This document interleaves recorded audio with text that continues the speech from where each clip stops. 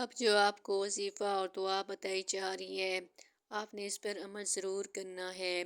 اگر آپ عمل کریں گے تو یقیناً اللہ سبحانہ و تعالیٰ اس وظیفے کی بدولت آپ کی دعا کو قبول کر لیں گے۔ بس آپ اس پر عمل کرنا یعنی اس کو پڑھنا شروع کر دیں۔ یہ اللہ سبحانہ و تعالیٰ کا نام ہے، بہت پیارا سا نام ہے، تسبیح ہے اللہ سبحانہ و تعالیٰ کی۔